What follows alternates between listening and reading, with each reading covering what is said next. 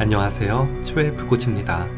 독소가 쌓이기 쉽고 독소가 쌓였을 때 종합적인 건강 문제를 일으킬 수 있는 대표적인 장기들은 바로 장과 신장, 간입니다. 특히 장은 소화 말고도 우리 몸에서 중요한 기능을 담당합니다. 장에는 면역세포의 70%가 분포되어 있고 면역세포의 대부분은 장내 점막에 집중되어 있는데 면역세포를 활성화하는 것이 장내의 세균입니다. 사람은 저마다 고유한 장내의 세균총을 가지고 있는데 어떤 사람은 유익균을 또 어떤 사람은 유해균이 많습니다. 병에 걸린 사람일수록 유익균은 줄고 나쁜 균이 득세하며 이는 장내 세균 균형이 깨졌다는 것을 의미할 수 있습니다. 장내의 유해균은 우리 몸에서 단백질을 분해해 아모니아, 황화수소, 아민 등의 독소를 배출함과 동시에 염증 세포를 만들어내게 되고 이러한 염증 세포들은 혈액 속으로 스며들어 혈관 벽에 붙어 혈관을 손상시키고 탄력을 잃게 만들고 혈액을 끈적끈적하게 만들어서 원활한 혈액 흐름을 방해하는 고지혈증, 동맥경화 등 여러 질병을 유발하며 탄력을 잃고 좁아진 혈관은 혈압을 높여 고혈압이 될 위험을 크게 증가시킵니다. 장에 독이 쌓일 경우 나타나는 대표적인 증상으로는 요즘 흔한 스트레스성 과민성 대장증후군이며 설사나 변비가 반복되고 가스가 잘 차고 이유 없이 복통이 잦은 증상이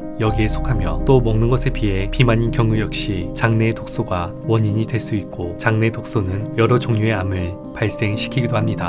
미국의 신경생리학자 마이클 거스는 장내 미생물이 세로토닌 생성에 필요한 유전자 활성 조절이라는 논문을 통해 사랑과 행복의 감정을 유발하는 신경 전달 물질인 세로토닌의 95%가 장에서 만들어진다는 사실을 발견했으며 이러한 성과들을 바탕으로 장을 제2의 뇌라고 명명한 바 있습니다. 실제로 장 건강이 좋지 않을 경우에는 어린이는 자폐증, 성인은 불안감, 우울감이 발생할 확률이 높아지게 되며 스트레스를 받을 때 소화장애가 생기거나 체했을 때 머리가 아픈 것도 장과 뇌 두 기관이 연결돼 상호작용한다는 의미이며 이처럼 장이 건강해야 장수한다는 옛말은 이미 과학적으로 입증되고 있습니다. 현대인은 불규칙한 식사, 식습관, 수면 부족, 스트레스, 항생제 남용 등 다양한 요인에 의해 유익균이 감소하면서 장 질환에 노출되기 쉽기 때문에 무엇보다 유익균의 양은 유지하면서 유해균을 감소시키는 노력이 필요할 것입니다. 오늘 전해드릴 이야기는 장을 건강하게 유지하는 방법입니다. 첫 번째는 기상 직후 미지근한 물 마시기입니다. 아침에 일어난 직후 양치 후에 체온보다 약간 낮은 30도 전후에 미지근한 물 한 잔을 마시면 수면을 취하는 동안 부족했던 수분을 빠르게 보충해주며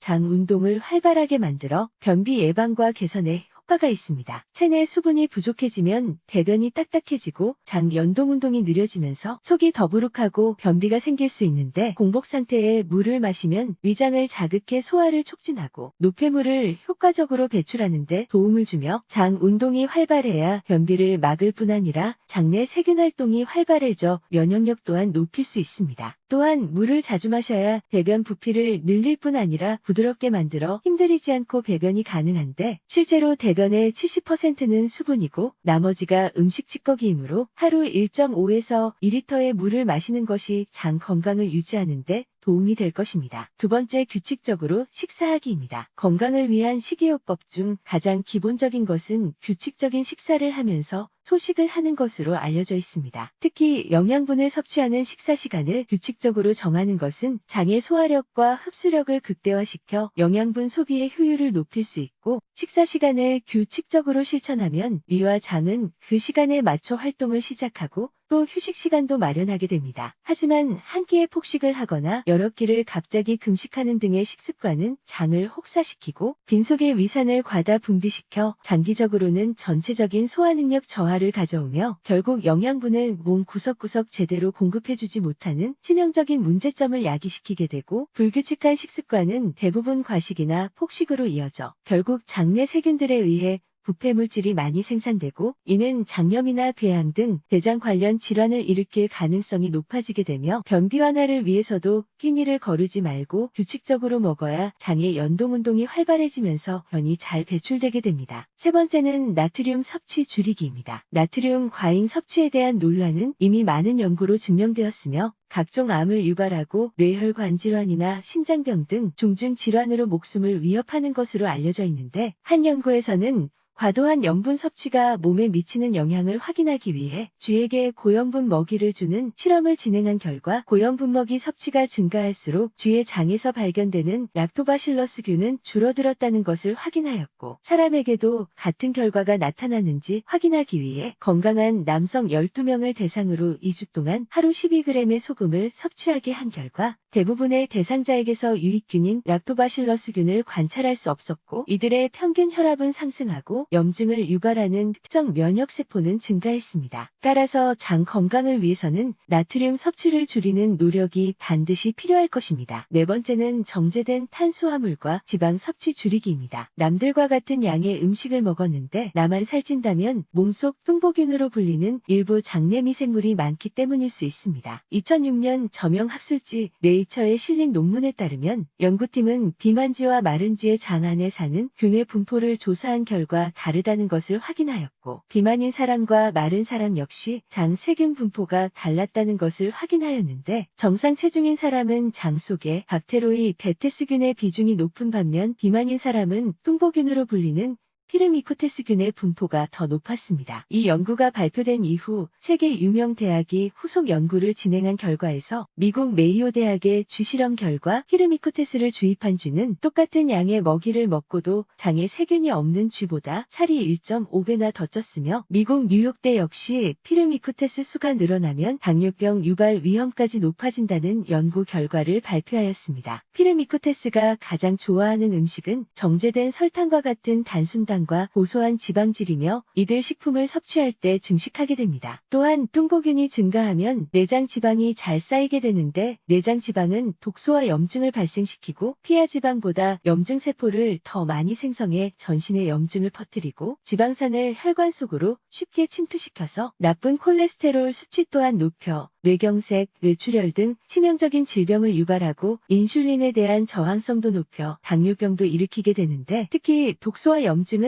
장 속 유익균을 죽게 하고 뚱보균을 증가시키면서 결국 면역력이 떨어지는 악순환을 반복하게 됩니다. 단순히 유산균만 먹는다고 해서 뚱보균은 제거되지 않으며, 아무리 좋은 유산균을 복용하더라도 장내 상태가 이미 나쁠 경우에는 제대로 증식하지 못해 효과가 떨어지게 되고, 비만과 당뇨를 운동이나 다이어트, 혈당 강화제로만 치료하는 것은 병의 원인은 치료하지 않고 증상만을 치료하는 것일 수도 있으므로, 가급적 정제된 탄수화물, 흰쌀밥, 빵, 떡처럼 당질이 많은 것과 액상과당, 소시지, 햄 같은 가공식품 섭취는 줄이는 것이 좋으며, 육류는 가급적 찌거나 삶는 방식으로 조리하거나 지방이 많은 부분은 희해서 먹는 것이 비만을 예방하는 동시에 장 건강에 도움이 될 것입니다. 다섯 번째는 식이섬유 섭취하기입니다. 앞서 설명한 대로 뚱보균으로 알려진 피르미코테스는 비만과 더불어 우리 몸에 악영향을 미치는데, 이때는 뚱보균의 반대 개념인 날씬균에 속하는 박테로이데테스를 늘려주는 것이 좋습니다. 비만인 사람의 장내 세균 비율은 박테로이데테스보다 피르미코테스 계통분이 약 3배 더 높다는 미국 워싱턴대의 연구 결과가 있는데,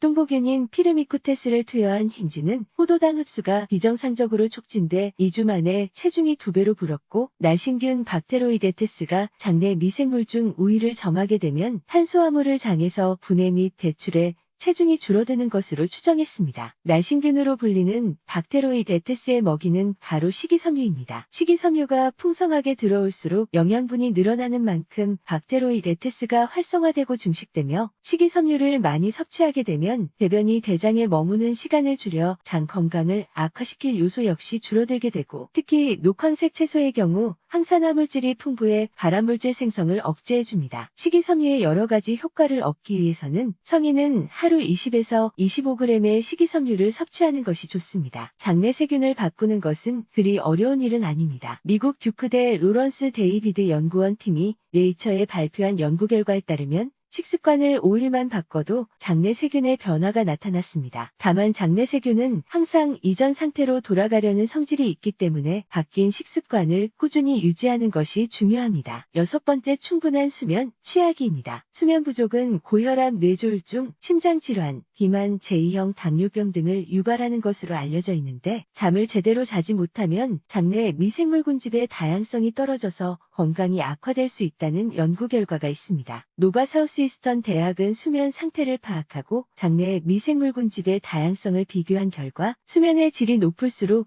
장내 미생물군집의 다양성이 증가했음을 밝혔고 스웨덴 웁살라이대 신경과학과 연구진은 건강하고 정상적인 체중을 가진 9명의 남성을 대상으로 단기 수면 부족이 장내 미생물에 미치는 영향을 연구한 결과에서 수면 부족은 장내 세균총의 질을 떨어지게 하여 비만 관련 미생물과 혈당을 조절하는 호르몬인 인슐린 민감성이 20% 정도 감소했음을 발견하였습니다. 이처럼 잠을 제대로 자지 못하면 장내 미생물군집의 다양성이 떨어지면서 단기적으로 심리적 건강에 악영향을 주고 장기적으로 당뇨, 심혈관 질환이나 암 위험이 증가하게 됩니다. 잠을 자는 것은 단순히 쉬는 것이 아니라 신체의 항상성을 최적화하는 과정이고 부족한 수면은 면역 기능을 떨어뜨릴 수 있으므로 최소한 7시간 이상 수면을 취하는 것이 좋습니다. 노벨 생리의학상을 수상한 메치니코프는 죽음은 장에서 시작된다고 말했습니다. 현대인들은 가공식품, 냉동식품, 패스트푸드를 즐겨 먹습니다. 하지만 이런 식품들은 장내 환경을 나쁘게 변화시키고 이것이 지속되면 질병으로 이어지게 됩니다. 달고 짠 음식은